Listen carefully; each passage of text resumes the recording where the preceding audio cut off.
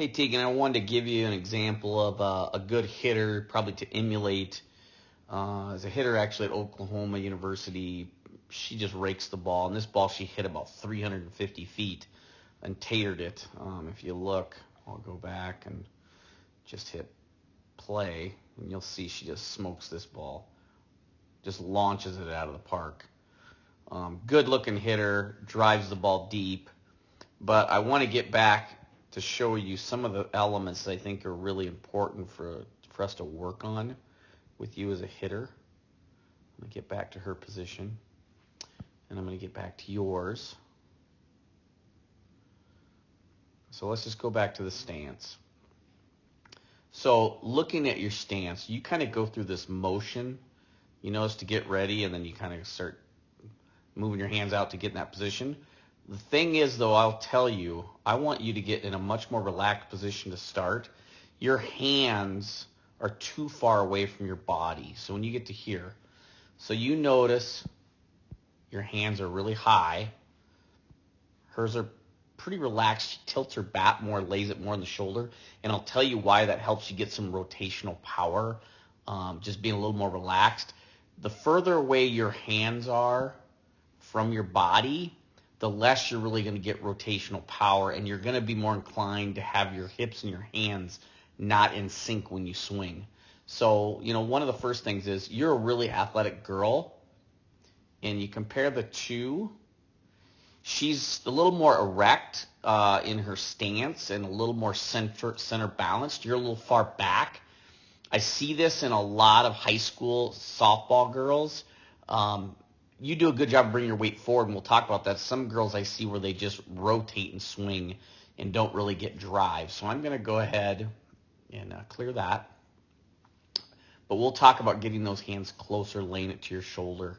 So as she starts to go and gets ready to go and swing, you'll see, this is an important piece.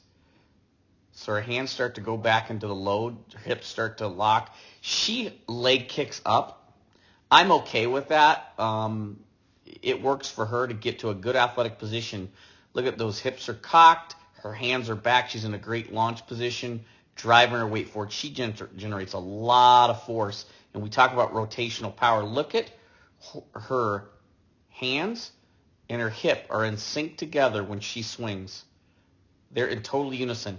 She stays low to the ground force and doesn't pop her hips up, doesn't like move them. And I'm going to show you what you end up doing when you swing, which minimizes your actual drive and power. So you'll see that rotates all the way through. Remember we talked about rolling our hands and not rolling our hands?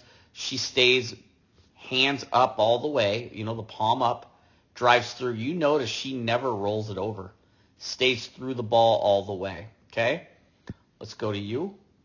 So as you start to go, do you get to that launch? See?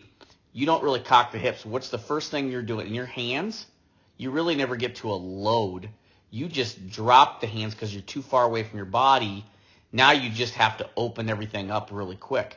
And you have good hips, but look at you. You asked about your front arm getting straight. You're exactly right. Because you're so far away from your body, it's almost forcing you to. And then look at how your hip is now before your hands. Hip is here, hands are back here. Okay, we want those in sync. So because of that, you have to try to get extra power by really driving your hips through and make up for it. So you're a really athletic girl causing a hindrance in your hitting a little bit because you're forcing yourself to have to really pull everything through as fast as you can instead of being true rotation. Now, you do a great job. You get the barrel there, right? But look at that angle at which you had to come and try to drive so much, and then your hip pops. See how it pops like that? Look at her. It's through. It's all through.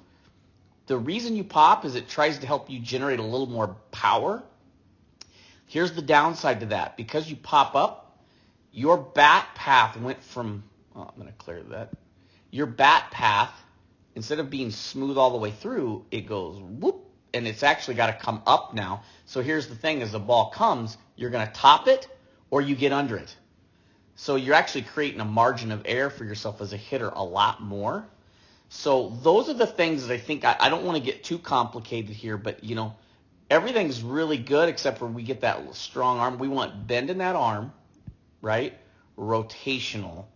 So we're going to work on that with you and getting to a good striding your leg forward and getting your hands back. You start to do it, but look at how, because you close your toe so much too, we really don't get that leg drive on the backside. Part of that's because your weight's too far back too. We're not centered.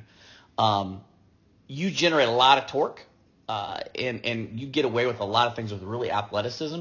I think if we fix this, boy, kiddo, balls are going to fly all over the place. So let's take a look. We'll talk a little bit more. I want to make sure you and your dad understand what I'm trying to explain, and we can work some drills to kind of fix that.